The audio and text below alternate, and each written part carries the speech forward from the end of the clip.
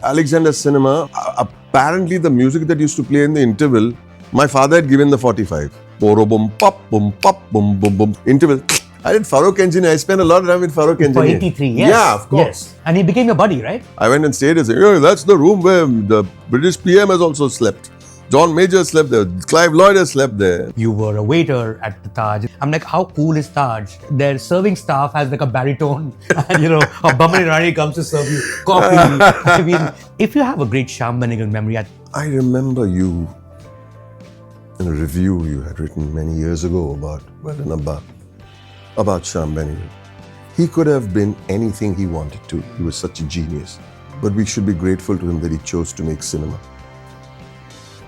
Your words. Yes. Hi, this is Boman Irani and you're watching me on Midday.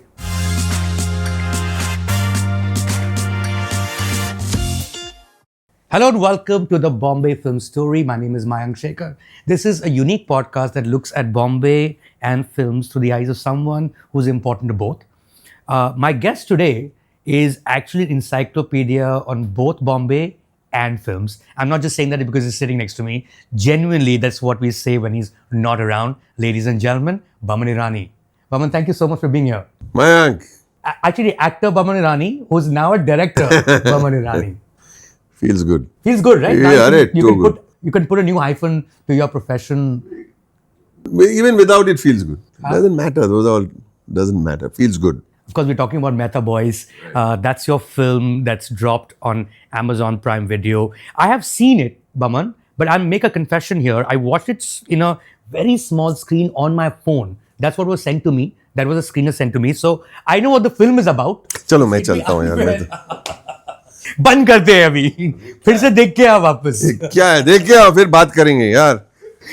But I know what the film is about, and of course, I'm going to urge all my viewers to watch it as well. This is a first film as a director, Absolutely. as a screenwriter as well. Absolutely. Usually, first films are very autobiographical. Okay. Boman, and I'll tell you why I'm asking this. Before this conversation started, I got a message from someone in your team who said that, you know what, this conversation is going to be at 2:30. So, Boman sir will be there at 2:15. I'm like, why will he be there at 2:15 when this conversation is going to start at 2:30? And that because I'm autobiographical. And then I think of that scene in your film where your lead character comes into an interview, not interview, but to his boss's boardroom and said, you know what, I was going to be 15 minutes early anyway because that's the correct time according to my dad. That's clearly from your life then. That's what you do. You'd show up 15 minutes early. We like to show up on time as much as we can. I think you have to respect other people's time. Number one. Number two, It's hard to in Bombay though. It's not. No? Saying it's hard to in Bombay is lame. On a given day, it can be if Coldplay is in town. Or if that road is codified, right? What do you do here? Then Every road is codified. We are talking about codified roads here. What are we talking, Mayank? But no. So my road is codified at Kododat Circle.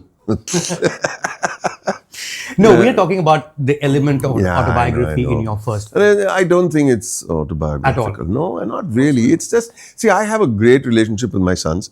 It's just that, people keep asking me, is this how you and your sons are? I said, God forbid.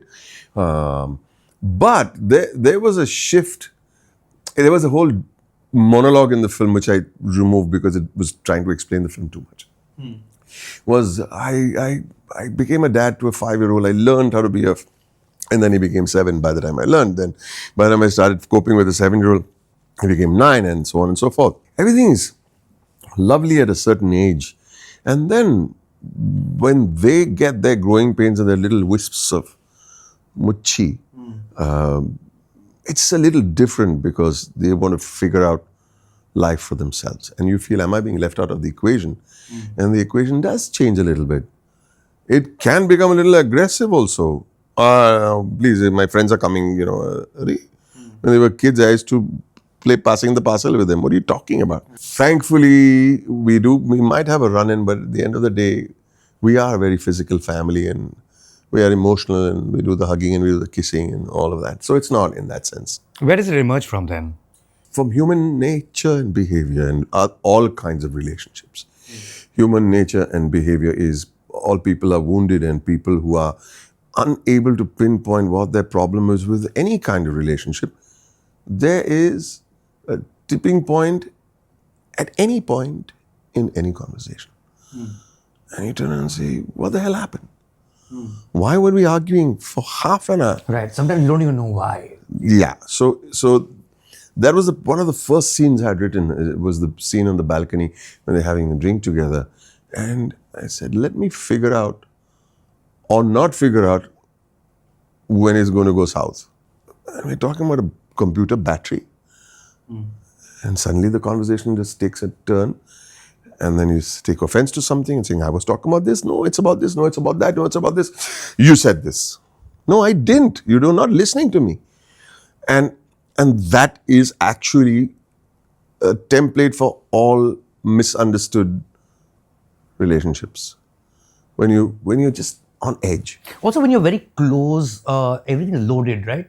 There's just too much baggage the two people carry, regardless. They could be siblings, they could be father, It child, could be anything. husband and wife. It could be Right.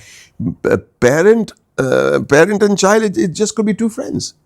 What happened, man? Try and figure it. I really don't know. You're carrying, loaded is the word, and you're carrying some kind of wound from somewhere. You're taking it out on a friend, maybe, or you're just taking it on something that he may have said 10 years ago, she may have said, I don't know what it is, but we're trying to explore that without giving you any kind of solutions. Right. Without saying, go do therapy. No. Although there's no knock on therapy. If there was But everything, therapy, yeah. there would be a vaccine shot and you know how to deal with it. But have we figured that out? Absolutely not. So, this character of yours, Boman, he used to run a typewriting institute, if I'm not mistaken. Used to teach typewriting once upon a time, which would be a redundant profession now, in a town that is Navsari. What does it seem like? Isn't Raju Hirani's father running a typewriting institute in Nagpur? Was there inspiration there? Sure. Was there? Yeah, of course. It probably came from there. You met him? Of course. Okay. So tell me more then. Of course I've met him, and he was... Because Raju and you are great friends. I would imagine you spend time with his parents. And I have unashamedly borrowed from everywhere. From my life, maybe, from friends, and lots of interviews that I had done, and spoke to psychiatrists. Can you explain to me what this dynamic is all about? Psychiatrist gave me one paper. It's called The Family Romance. Your parent is like an image of God when you're born. You think, my God, these people are the most beautiful people in the world. And then at a certain age, things start changing, and they say, "You're not God, he's the devil." There's a lot of acrimony. There's a lot of jealousy, and so I did a reasonable amount of research without trying to justify every scene with that kind of research. But I've borrowed from a lot of people. And particularly from Raju's father? That one thing. That aspect. Yeah. Not mannerisms. Or No, anything of the sort. mannerisms is just It's from elsewhere. Mannerism just is the last thing that you even, it should just come. I mean, that's an external thing. What is it that the character wants? What is it the character is wounded about? What is the character's flaw? You figure that out and put two people in a room and say, what does the boy want? What does he need to do? What does he want to do and what does he need to do? What does the father want to do? What does he need to do? Once that happens, you start navigating a story, then put them in a situation, and hopefully we get conflict of two different worldviews. And once that happens, you have something to engage an audience. You have something to engage an audience. Right. If you just have you said this, I said, you said, she said, I said, that's not drama. Right. You got to talk about what bites you, what makes you uncomfortable. When I used to do table readings with family, I read a lot with family, were my big bouncing board. They used to hate that sequence and why you can't have a father and son almost coming to blows. I said, why not? It should be uncomfortable. It should be uncomfortable. Saying, you never thought of it? He says, you never thought of finishing it off this way and deciding. Because the whole film was about, I'm still a man, even if I'm losing it. Even if I'm frail, if I'm aged. Bowl to me. How are you bowling to me, man? I'm a man. You're trying very hard to hang on to that manhood. You're trying finally very hard to hang on to your address because that's your identity.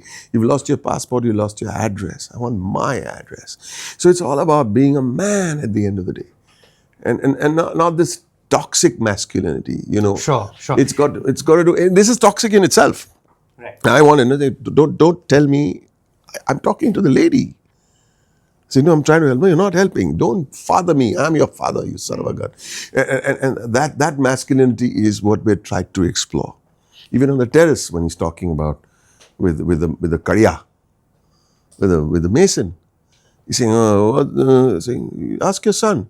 So now I'm asking you. Saying, ask your son. He's an architect. Saying, but I'm asking you. And he says, you know, this is an architectural thing. It's a purlin. You and I won't understand. That's ego? You and I won't understand, he says. Is it ego? Absolutely. The movie is about ego, manhood, and stupidity and mischances. That's what I was on every card when I wrote every scene. Also, would it be about aging, Boman, in the sense that no matter what you say, the brain doesn't age the same way the body does? In the sense, you may think you can run, but you really can't after a certain age. It's not physically possible. So a lot of people will take away a lot of different things. But while writing it, you must be sure that you're sticking to a thematic matrix, which includes these things. And certain motifs, like the mother and the mysticism of the mother, which she shows herself in many different forms in this man's head. So you're absolutely right. I was in Germany for the screenings, and this young girl who was my shadow, she said, I'll walk you to the interview and I'm supposed to take you here and I'm supposed to take you there. And she said, you know, I got very emotional in the film. I was crying in the film. I said, which scene? She said, when the brother and sister were talking on the slide. I said, that's not an emotional scene. Saying, but that's not for you to decide. The biggest lesson I learned, the audience will take away what they want to take. So it can be about ego, it could be about aging, it could be about being uprooted. A whole bunch of people in Toronto, elderly people said, you know, we really identified with that scene. We did not want to come over here. We did not want to come over here, but we had to. And you're uprooting the old man and you're saying, you know, come, you got to get on the flight. Yeah, take it easy. Take it easy, buddy. I want to. Right. So it's about many things, but primarily it is about the loss of manhood or wanting to be a man for both of them. And, you know. That's why you call them both boys. They're Mehta boys. And the cue did come from that scene with the wonderful Pooja Sarup who stands. You two babies. And that also doesn't feel nice. Don't equate me with this guy. I'm his bloody father. What do you mean? What are you calling me a baby for? So that's where the... It's interesting that you would make your first film or you would write your first film about a father and son, whereas, and I want you to talk about your father who you never got to see. But of course, you learned about him throughout your life. Right. From people around him. Right. Including your mother, of course. What was he like? I never asked too many questions about my dad. Yeah. You weren't curious, Boman? No. Interesting. People would come and say, oh, your father was a good man. That's good enough for me. That's it. I didn't want to know more. I don't know why. Don't ask me. I really It's don't. like almost a wound that never existed, but it's still there. A wound that, you said it so well. It's a wound that never existed, but it's there for some reason and I just want to not talk about it. Or maybe, you know, because I have never really felt, oh, you know, I'm a fatherless. I don't know what it is to have a father, so it's fine. And I'm not being cold about it because my mother was there for me. And I do understand I've understood my father through my mother, through the list of movies she used to tell me my dad used to love. This was the film we saw at Strand. This was the night that Mahatma Gandhi was shot. We were at the Strand Cinema. This is his last movie. Vertigo was the final movie that he saw. Yeah, the last movie he saw. 10 Commandments. And, you know, so a whole list of movies that I watched all of them. Of movies from the 40s and the 50s. Maybe because that was the only way I could understand my father. How lovely. Like your relationship with your father was developing through films that he loved. I don't know. I never thought of it till you said it. Till I actually, you made me articulate it right now. And he used to love, and I used to get these videos. Francis the Talking Mule. You never even heard of that movie. But I used to get the VHS and play it. It's about a talking donkey. And my father apparently used to laugh and everybody say, what are you laughing for? And he loved that movie. And I said, when I used to laugh, I said, okay, I know why he's laughing here. That kind So of. would that scene where the father and son are sitting and watching a black and white, it's in Lauren Hardy, right? If I'm not That's right. mistaken, and they're both laughing. Right. It's you subconsciously putting your father there. Possibly. It's clearly autobiographical in its own way, right? You In a see, way- now you're making me, but probably right. And people ask me, why did you choose Laurel and Hardy? And we went through a lot of trouble getting those clips, right? You can't use it like this, you can't use it that, when we had to only use it this way. And I just wanted that particular clip because, again, it was two guys trying to build a house and the house collapses. And we're laughing. And both of them are laughing at a house that's crushed, crumbling down. And that's that very house. So even if you don't read into it too much, it's okay. I think it's amazing to have that conversation for people who have watched it and they can see it very differently, right? Sure. They'll probably watch it all over again. Why not? Please do. You have to watch it on a bigger I am screen. going to watch it on a bigger screen in any case. And I can, you know what, even in that small screen, and because, Boman, I've known you for over years, and of course, we've all been your fans, and it's a big moment for you. And, you're so proud of the fact that you're making your first film. You know what? I know how much of a movie geek you are and a cinema buff from a historical point of view. So that first shot, which is not even in your film, it's the first shot of the roaring lion of MGM, right? And then there is Wadia movie tone that starts. Irani movie tone. Sorry, I'm so sorry. Borrowed from Wadia movie tone. Borrowed from Imperial movie tone. Right. Borrowed from Minerva movie tone. Right. And there is Irani movie tone. Right. That's, just like, takes you back to history of Hindi cinema right here in that city. I could imagine you getting goosebumps watching on the big screen, right? Well, Was that a big moment for you? Well, I cried, if you don't mind. Yeah, of course.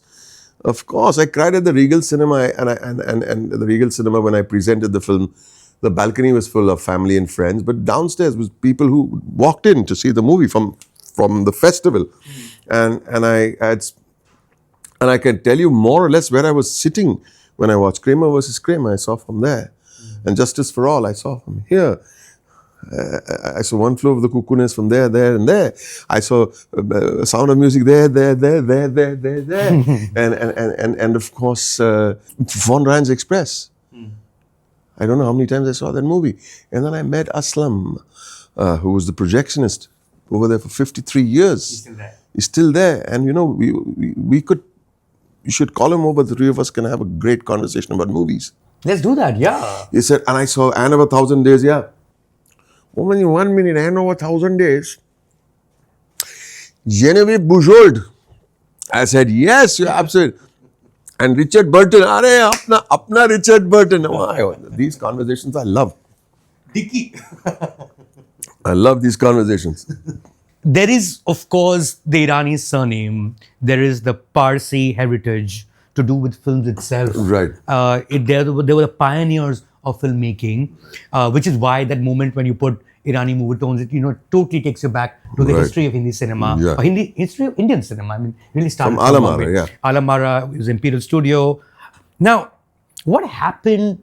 It's a small community, firstly, right? So chances that you're probably related to one of the pioneers, like a Surab Modi or somewhere, 4th generation, 5th generation. It's quite likely, right? Possible. Right? Okay, there's a great little story that I have for you. Imperial movie tone made Alamara, the first talkie, right? Adesh Irani, yes. Right. The first ever screening of Mehta Boys was in Chicago. Okay. And one lady stands up and said, I've got to introduce you to somebody, Parsi lady, and you will be very shocked to know this is the grandson of Adeshar Irani. Oh, wow. And his name is Boman Irani. Okay. My Cinema Paradiso was bang opposite my house. You could, from my window, you could watch Alexandra Cinema, which was owned by Adeshar Irani. And I used to spend hours there every day looking at posters, saying the director kone, ye kone, studio kaun sa hai, stunt aadmi kone. Go and meet the projectionist up there, Lakshman. We used to call him Lakman. And Adeshar Irani's son, very handsome man, used to come and buy wafers at my shop. And he used to run the theatre? Alexander Cinema, and they had Jyoti Studios. Okay. At Nana Chowk. That was still there. It was there then. And Alexander Cinema was apparently the music that used to play in the interval My father had given the 45.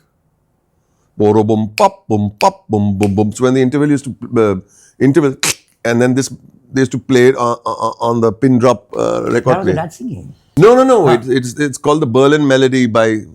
He had a record. Oh, he gave the record. Okay, got it. Oh, wow. Apparently, and I'm saying, so I do have my cinema paradiso moments, and all this actually has probably made me love cinema so much. One thing I did realize, however, you can be a geek, you can be anyone, but you got to learn how to graduate, how to write and direct. You can't just say because I know a lot about movies. Yeah. I've They're got. two different I've things. got this. Yeah, a film buff and a film practitioner are two different things. Yeah. Right. So in that sense, the reason why I'm asking you, because I see some sort of a new Parsi, logo out there after many years, and all of them used to be Parsi logos. What happened? How did this film profession leave the Parsi community? So all the seniors in the community come and tell me, we are dwindling in our numbers. Do something. I say, what do you want me to do? No, but what can you do? It's a dwindling number. And that's why in every profession, I mean, whether it's science or whether it's medicine, we do have quite a few eminent doctors even today, whether it's the legal community, and there's even some very, very important. But yeah, in the movie community, I think we've kind of, And also kind of moved. there's no representation. They moved out of South Bombay eventually, and Yeah. went to the suburbs, and Yeah. lots of changes after World War and independence and everything else. In your case, of course, it's as well known, Boman. I mean, this is one phase of your life. You had a couple of other phases before you even got into movies, and again, as is well known, you were a waiter at the Taj, and every time I think about the fact, I'm like, how cool is Taj? That their serving staff has like a baritone, and or Boman Irani comes to serve you coffee. I mean, that says a lot about that institution, that hotel as an institution. And then you have that other phase in terms of profession, is you running a wafer shop for about a decade and a half, if I'm not mistaken. Yeah, 14 years, yeah. Right? And then there is photography that you were pursuing alongside. Another 14 years. Another 14 years. So, when you move from one to the other, but you're still in Bombay, which is still at some level the headquarter or the capital, infrastructure capital of movies. Sure. Were your worlds ever intermingling at all? Whether I was a waiter in my break, so I would go in the morning, do the lunch shift, and then we would have a split shift, and then 5 or 6 hours you have off, and then you come back for the dinner shift, right? Whether you work in the restaurant or something, and either you go and sleep in a bunk in a nice cool AC in the basement, with bunk beds for the staff to sleep, which I used to do sometimes, or we were nestled right near, there's Regal, there's Strand, there's New York. And you have 3 hours, 4 hours. More than that. Huh. Because you come back at 7 o'clock, right, for the next shift. And we used to go and watch movies. So, always attached to movies. And then while I was at the shop, I was reading books. And then by then, the VCR came out. So, it's in the house. And, movies never left my life. Never. I'm so proud that I finally got to make my movie. What I meant was that you are in Bombay and this is where movies are made. And clearly you are a massive movie buff. Sure. So when, say, if you're in the waiting staff of the Taj, would you see Dilip Kumar hanging there sometime? Yes. And you'd be like, whoa, that's, Sanjeev Kumar, for Shashi instance. Kapoor. Shashi Kapoor. Yeah. What a handsome man. And what a gracious man. What a kind man. So yeah. Quite a few of those moments? Yeah, absolutely. Absolutely. I worked in room service, so there lots of times I used to walk into rooms and there would be people sitting around having a drink. Yeah, how are you doing, young man? Yeah. People are always nice, I have to say. People are always kind, and I think it's very important to carry on with that feeling. Because I think you told me at some point that the wafer shop that you had, Madhubala used to regularly order wafers from there. Yeah. We had a driver called Madhu. No, his name was not Madhu, his name was Chagan. And then for the rest of his life, he was called Madhu. Because, to Bandra. Were there others? Madhu Bala. I think there were a whole bunch of people. I was too small then but we remember Madhu very well because of Madhu Bala, the great. And what else used to happen was that I was talking to somebody else a little earlier about what I miss is the big premiere. the big premiere. And they would all happen in South Bombay, right? All in Metro South Bombay. and Novelty, Maratha Maratha Mandir, Minerva, even the good old rickety Imperial Cinema had premieres. The non-AC places had premieres. Zanjeer premiered over there. Can you imagine? And At you know, Imperial. yeah. Oh, wow. And they used to have these arc lights hitting the sky, and they used to have the marching band outside with the brass, and it was amazing, those premieres. And people used to come well dressed, and they used to walk, and public used to scream. And would you be outside watching this? Of course. Yeah? Of course. Next to the red carpet? Of course. How cool. Yeah. Of course, this is like before, way before cell phones. Otherwise, you would have pictures of those Yeah, movies. Clearly, you didn't exactly. take any. Although you were a photographer. While you were a photographer, did you like interact with that world, with show business? Not much. Okay. So the first celebrity I ever shot, Sushmita Sen. She came back Miss Universe, and I had to do some pictures for her. At mid-90s. Right. That's much later. So I became a photographer much later in life. Right. Shamak was the first celebrity that I shot. Shamak, Shamak Dawar, yeah, okay. And then Anu Kapoor, Kapil Dev, Viv Richards. There were a whole lot of celebrities that I shot at that point of time. I never quite thought that someday I'll walk into someone's... No? No, of course not. I always wanted to be an actor, but I never thought I'll be I hate to use the word celebrity. Fair. But I mean... Acting is acting. Yeah, but that celebrity comes from the profession. I really didn't think of it. Okay. I was always wanted to do scenes. I always wanted to break down a script. That's what I really wanted to do. This celebrity, suddenly this next thing that happened was, people are taking pictures with me and all. Wow, but that should not be. Sure. वो तो ज्ञान हो गया. But for you personally, was there a moment where like, this is happening to me. I used to do this at one point. Yeah, of course. Was there like a moment or Yeah. And then there are many times I walk into a place and my family says, please don't come. Don't come? What, you don't want me to go and go have street food anymore? What are you talking? And I sometimes forget, and it's okay. So I go, and even if I get a little crazy, it's fine. Do your street food if you want to. Don't stop yourself from doing anything. That's my belief system. And I mean, security is not an issue, but although it can be sometimes, right? Doesn't matter. If you give people pictures, they calm down. If you say no, they don't like, then it's a problem. Nobody's tearing my shirt off my back, right? It's perfectly okay. Right. I mean, in your case, Boman, my first memory of you is, of course, from the screen, but way before others watched it. It was at the editing suite of Ram Madhwani's office. Right. And we just sat there, just a bunch of us, a couple of journalists actually, and he wanted to show us the film. Let's talk. And I'm like, who is this talent? It's nuts, right? And how old were you at the time? 42, maybe. That is crazy. So all these years you were living with this talent, Boman, and then we see it explode on screen in a film called Let's Talk, made by Ram Madhwani. I think this is 2002. We're looking at Max 3, right? What took you so long? Are there any regrets? No. No regrets. Of course not. I suppose it was the right time. It was meant to be then, and that's why Let's Talk turned out the way it did turned out. Munna Bhai turned out the way it turned out. And Mehta Boys turned out the way it turned out simply because maybe it came into my life at the right time. I don't like using the word late. It was meant to be, and it was probably the perfect time to direct my first film. Sure. I don't know, I look at it that way. Sure. Like in the sense that if you were to, say, have started a career in the 20s, would you be a very different kind of actor? You'd be like aiming for the star roles, I presume. Maybe, right? no, I would. No, but I would have been a very different kind of actor. Definitely. I don't know whether I would have fitted in at that point in time. I fitted in perfectly into the Hindi commercial cinema circuit at the age of 44. I think it worked perfectly for me. And why regret? What have I got to grumble about? But you always knew while you're doing all these things that someday you want to do this. Yeah. That's incredible, right? That you know, it doesn't matter. Like most people will stop thinking about whatever they thought of when they were children. Okay, fine. Now, I knew I'll make my film. You knew that. Yeah. I knew I'll write it and I knew I'll make it. And you knew you'd be an actor, obviously, as well. At some point, yeah. At some point. Yeah, I mean, you did theatre right before that. 14 years. And then the first big leading role that I got became a runaway hit. I'm Not Bajirao. It just was two old men sitting on a park bench talking for 2 hours. I said, how can this be a runaway hit?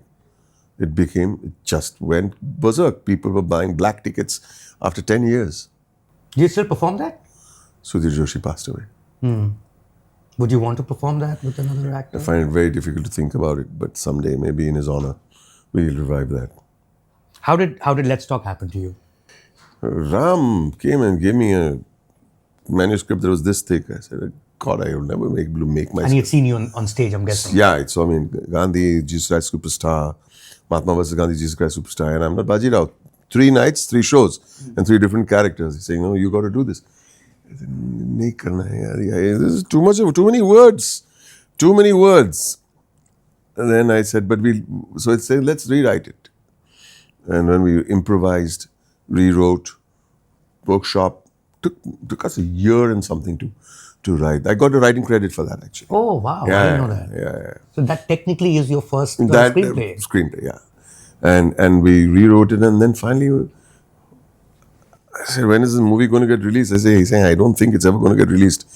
So I said, then why did we make this silly movie? He said, because our names are on it. You know, only Ram can say. Because our credits are on it. We have to be proud of it. I said, you're absolutely right. And he is absolutely right.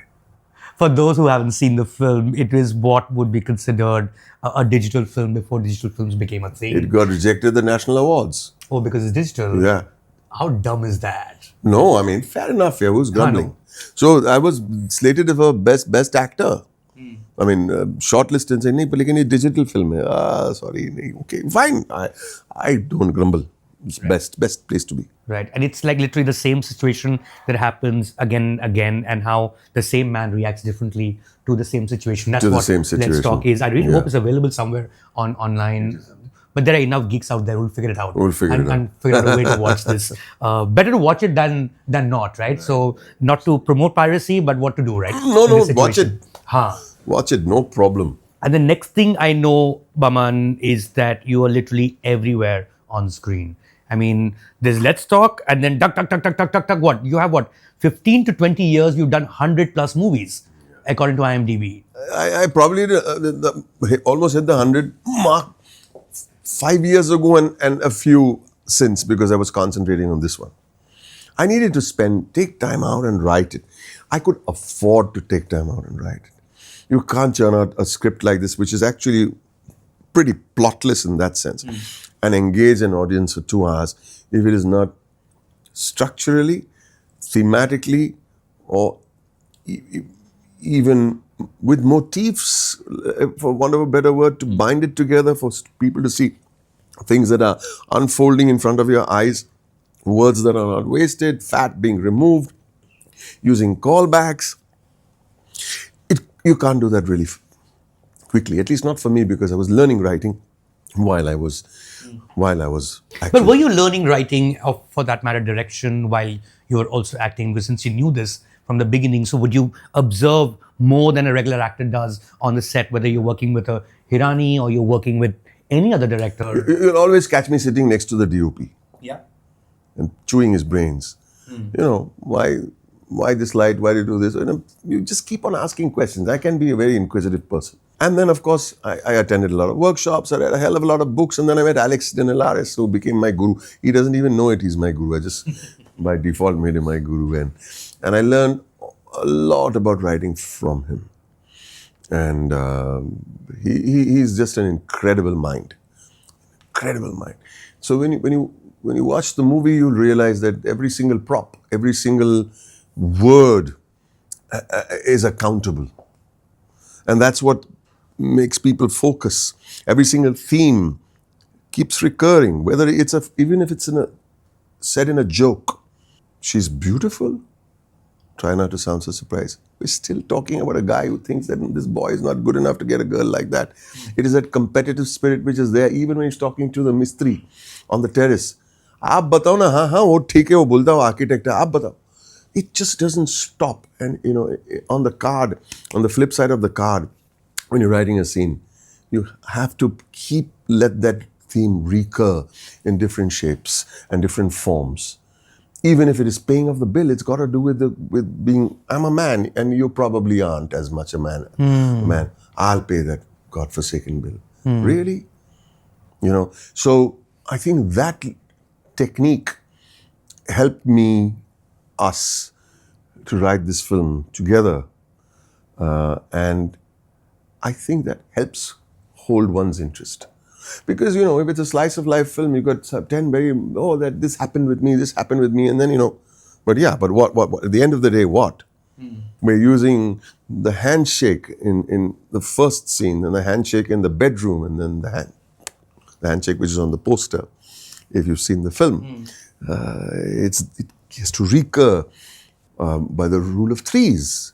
3 dinners, 3 attempts to the airport. These are all techniques that really, really help you make sure that the audience is watching. I mean, you can't make sure about anything, but the audience is paying attention. And this time, what's going to happen? You're asking questions all the time in the film. I mean, what happens if that goddamn thing happened? What happens now? He's got to start rebuilding. He's got to start it. So we start that the next half with a stone. So there is a lot of metaphor and symbolism and mysticism and all of that. And Cinema used to say, you know, I hope you're not alienating audiences. I said, don't worry about that. Audiences are smarter than you think, number one. And number two, my first line of attack for the audience is make it so relatable that that's my film. You got to make them feel this is the film about me and my father or my uncle or my cousin or whatever. So once you've got them, then you can start layering the film through motifs and themes and character arcs and conflicts and worldviews or whatever else. But first, on the face of it, it's a relatable film. It can't get more relatable than this. Right. How different was it for you to direct than acting? Because, I mean, you know, one doesn't realize this, but there's a lot of effort you put to get your character right when it's on screen. I'll give an example. I'll give the viewers an example.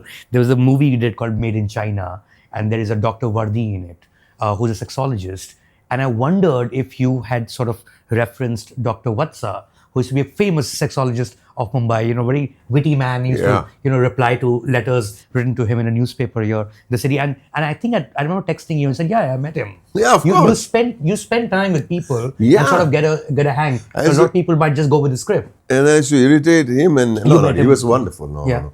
And his assistants used to sometimes answer certain questions. The whole trick for that was how to not make it cringy, and make it extremely accessible when people are asking questions, especially young ladies in the audience in one very particular scene. It could easily go and let's make it popular and make it, what's the word? Creepy. Yeah. No, but that was the thin line that we tried to walk on. Right. So you met Dr. Vatsa. You've done a lot of other roles which are actually based on real life people. I wonder, you've done Ratan Tata also in one movie. Some Narendra Modi biopic, if I remember right. Did you meet Ratan Tata for the role? Of course. No. I've met him many times. I'm not going to say. Just let me observe. I did Farokh Engineer. I spent a lot of time with Farokh Engineer. For 83, yes. Yeah, of course. Yes. And he became your buddy, right? With full buddies now. I went and stayed with him. That's the room where the British PM has also slept. John Major slept there. Clive Lloyd has slept there. And I say, no, you're sleeping there. Okay. In that house? Yeah. Oh, how come? They're friends. He's friends with John Major. He's friends with Kevin Costner, and really? he's a superstar, man, Farokh. I remember you telling me that I think you got off the plane and you saw him and then you went back to London to watch a cricket match with him. No, don't go. I said, my family's sitting in the car. No, let's forget. I said, Farokh, I have to go. He said, no. He said, then come back in 5 days for the India-Pakistan match. Which you did. I said, how can I come back? So I went to the car and said, what was he saying? He's saying, come on, take you to Manchester, you stay with me, and then we'll go and see the India-Pakistan match from the pavilion and all. So I was saying, and you're not coming back? What kind of an idiot are you? I'm so happy that Zenobia pushed me, saying it's like, one of Dhoni's fans, after 40 years of being a Dhoni fan, they may go and live with Dhoni. Right. It's the same thing. Right. And he was like the big star at his time, right? I mean, he's the first guy to endorse Brill Cream. Yeah. At that time, nobody's endorsing stuff, right? Oh. I mean, I watched Page 3 back in the day, and of course, I haven't seen it since. And that's where you play an editor. Right. I distinctly remember, Boman, that you reminded me of my own editor at the time. Did you meet editors for that role? I'm going to say something that may not sound very popular. I think that's just the tip of the iceberg. By learning an accent or a body language or, a job description is not research enough. Eventually, you're dealing with a human being. And that human being, there are 3 or 4 things that I have to clear in my head. What does he really want? What is he doing in this film? If he's an antagonist, then what is he opposing? So what does he want through that opposition? What is his wound and what is his flaw? And what does he need to do to change, if he needs to change at all? So once you get that, you're starting to navigate a character, and And that's a graph. yeah, you're starting to navigate. That is probably the internalization of what he wants, and what's bugging him is probably more important than, getting it helps, a nuance, right? Yeah, and those are easy to observe. I mean, those are external, you can see it, right? Exactly. And that's the basic thing that you will do regardless. Absolutely. But which is very different from direction, where it's not just about you anymore, Boman. It's about everyone, from the camera to the light to the core actors. In this case, of course, you've also acted, which would be. Does that make it easier for you to be directed by yourself? Yeah. Huh? Yeah. Khud ka boss. So we used to have this running joke on the set. Avinash, I, Shreya, I, Pooja, and I. And when I would stand with them, and Sakshi is the associate director, and I wouldn't be in my chair at that time, at the monitor with the headphones, and I would act, and we would act. We would be in the scene together, not the director and the 2 characters acting, the 3 characters, and we got a feeling inside our hearts that it's a good one. I used to tell them, should we go and ask the old man if he liked it? And then we'd go to the monitor. I would go and sit in the chair. Then I would wear the headphones. Then we'd watch a take, which we thought would half decent, and say, what do you think, guys? And then go ahead. And we know where we are going. We had done a lot of rehearsals. Right. I could not afford to be saying, this scene is about this on the set. No. We had to get it done right. Even the camera moves and were prefixed, and if something went wrong, it didn't work on a given day, we improvise and we change. Like the scene in the Gallup's restaurant where he's saying the monologue about the red sari, about his wife. So we shot it on the phone. We made somebody sit over there. I kind of did the timing of the monologue. The camera goes this way, it goes and then picks up Avinash, and then the scene flips the moment after that. It had to be this one take. So on the given day, you're not clutching the straws and saying, what shall we do? You think if we had a better idea, if somebody came with a better idea on the day, we would definitely go with a better idea. Well, these are all completely new skill sets for you, Boman. Would that be correct to say? And starting with writing, of course, spoke about your co-writer, Alexander Dinelaris.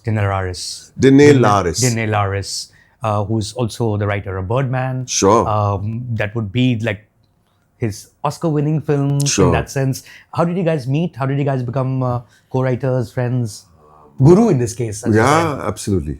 I was looking for a co-writer. I said, I read so many books, but still, there is something that I can't quite figure out which is not binding the story together. So I said, I need a writer. I'm not a writer. And I'd written a big chunk of the movie already. So when I narrated it to quite a few people, and I met this guy outside NYU, he had a soup. And he said, I love your story. And then he took out one little napkin and put it over there, and he drew a line and said, okay, your all is lost moment is just terrible. Okay. What do you mean? Saying, all is lost. I said, yeah, they fought bitterly over here. Saying, that's not an all is lost moment. So then what is? An all is lost moment where you could go back to the beginning and say, all that you worked on until now is crushed. Okay. I said, I like this guy. And he had tears in his eyes when he was talking about his father. And he's the guy. I said, just, not that it matters, but what have you done? He said, I just have one film credit to my name. The film's not out yet. It is a film that will come and go. It's an art house film. So it doesn't bother me. We signed a contract and the contract fell through. Somebody said that, he doesn't have credits. How can we pay him all this money, which was according to him $1.50, but never mind. And then that deal fell through. And I said, okay, we'll pick it up again. 2 years later, I won an Oscar. And I was in touch with him. So you just met him at a cafe outside NYU? Yeah, no, it was somebody got him to meet me. Okay. And you were doing a course there? What did you? I was doing a workshop there. You were doing a workshop. I was doing a workshop. You were learning or teaching? Learning. Now I teach. You could be. No, now I'm teaching. Now I'll tell you a little more about that teaching experience. And then he said, and then we stepped outside and some kids from NYU came and started taking photographs. Saying, you're not a director, you're an actor? I said, yeah. I said, oh God, now we're really in trouble. So, but I had decided we'll work together. After we win an Oscar, I said, do you think we can restart it? He said, you just send me your scenes and I'll send you notes. And he was very kind. Then we became friendlier, then, we became great friends. And this conversation is happening without a contract now.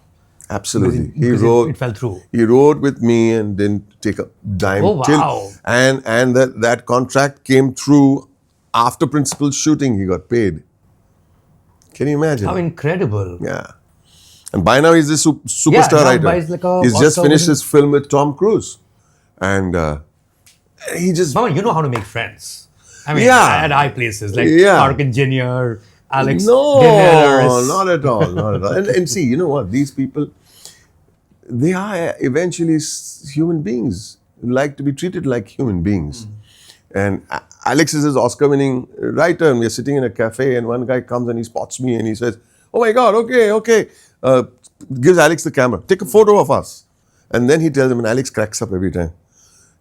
That guy's telling Alex, do you have any idea who you're sitting with? Alex just fell off the chair. Do you have any idea? That's our running gag. Do you have any idea who you're sitting with? But what high places? Now you're making me believe that, do I have any idea who I'm sitting next to? No, I didn't think of it until my now. point is that who cares? These guys are when you make friends. I mean, it's for the person, not because of the status. Right. For the person that human being is, and I have this one ability. I make friends very easily with anyone. It doesn't matter. And now you're famous. It's much easier for you anyway. But I'm presuming you were this guy even before. Yeah. You would just be at a party, at an airport, at a restaurant, and you just... I like talking to people. Sometimes I sleep on a flight. When I wake up, it was great flying with you, sir. Sometimes, but I like to talk to people. I like to talk. It's good. You get to know human beings better. Does it help you as an actor? Absolutely. Right. You derive a lot of things from various people. It just comes back to you. Like, not that you would have met someone like a virus in your life. Would you have? May have. Yeah. Like literally like that? Yeah. Like speaks like that? See, again, it's... Again, mannerisms I'm talking about. No. That stupid, angry, unhappy mindset looks at the world grumpily, bitterly, arrogantly. And everything comes from the mindset. I mean, no one has got a pen like this, like I got. Who the hell are you, man? Give that bloody pen away, man. It's fun. Why is he called? Why was he called? Viru Sahastra Buddha. Where is this? V.Y. Sahastra Buddha virus. Yeah, but why was he named this? Is there a story to it? Just a name. Viru and Sahastra Buddha. You want to call him virus? Virus, and he's like a disease. Coming to the end of this conversation, and I have to say that, I'm sure, given the movie buff that you've been, given that everything that you watch in Alexandra Cinema and Regal, etc., did you think, Boman, that you would have loved even more if your film was a theatrical release? Yes and no. Okay. Because, not being negative, but if it didn't make, the biggish looking number, then people say, no, only for critics. No. I can say pit guy. What is pit guy? Film is a film. So fair enough. Now, I had the biggest theatrical release at the Regal in Chicago, in Toronto, in Germany, in Florence. So we had a lot of big screen You had stuff. that moment. Tonight we have three Right. big screenings, right? You'd rather see it with a full house. Now, this film has a potential to, by word of mouth, get a certain viewership. What we seem to forget is that thanks to Amazon, she'll be very happy that it's thanks to Amazon, it'll get to be seen across the world. I get a world audience. If I had a theatrical, I would not have had that world audience. I'm okay with it. I'm very happy. And excuse me, they've supported the film. So and I'm a believer that when something happens, it will happen what is best for the film. I would have loved a theatrical. I'm over the moon that it's released this way. What do you make of this whole thing that's happened, which is a post-pandemic phenomenon, obviously, of something being fit for theater, something being fit for OTT, and excuse my language, but the amount of garbage that releases in theaters for the sake of big screen cinema, it's unwatchable stuff. Sort of reminds me of the 80s when there's so much crap being made, when 99% of the movies were with the man with the gun at the center of a poster, right? Do you think this is a phase, or is this like, in the 80s there was the VCR and so our cinema was such, Absolutely right. and there's OTT and so our cinema has become such? Everything is a phase. There will be a golden age. There will be another purple patch. It happened in the 70s. There was some good stuff that happened in the 60s. Then television came along and people started sitting at home. And then there was another kind of cinema. And then, of course, Shyam Benegal came along. And then, of course, Rishi Mukherjee was there. And the great Manmohan Desai was out. And then suddenly, when the VCR came along, people stopped going to the theater again. So we had to attract a certain kind of crowd by doing a certain kind of cinema. And then again, we got some great films happening. And then Lagan happened, if you know what I'm trying to say. And again, so everything in life, whichever way you look at it, whether it's light, sound, happiness, everything happens in waves. You've got to go down to come up again. And I know this sounds philosophical, but there are some good movies that have come out. Sure, why we're not highlighting those? Of course. I mean, think about it. Big, huge blockbuster was 12th fail. It opened to loose change and then went on. Look at Lapata Ladies. Look at Piku. There's so many. I mean, please fill me in. You know what I'm saying? Sure. So we got to take our cues from there. Yeah. I'm taking a cue from something you said, and it just reminded me, Boman, you mentioned a bunch of great directors right now. And it's hardly been about a month or two since Shyam Benegal passed away. Right. I think you're most, underrated purely because not that many people have seen Well Done Abba, where you play a double role. Shyam Benegal is a director. This man literally was a Karam yogi, like the number of things he'd done in one lifetime. Right. And that also started in his 40s as a feature filmmaker. If you have a great Shyam Benegal memory, I think I'd love to end this conversation with that. While you're working on this amazing film, which I think people should watch after they watched Mehta Boys, it should be Well Done Abba. So I was doing a scene, which was a very emotional scene. And he was very happy with it. And he comes to me and tells me in my ear, it's a sad scene, but try it without tears.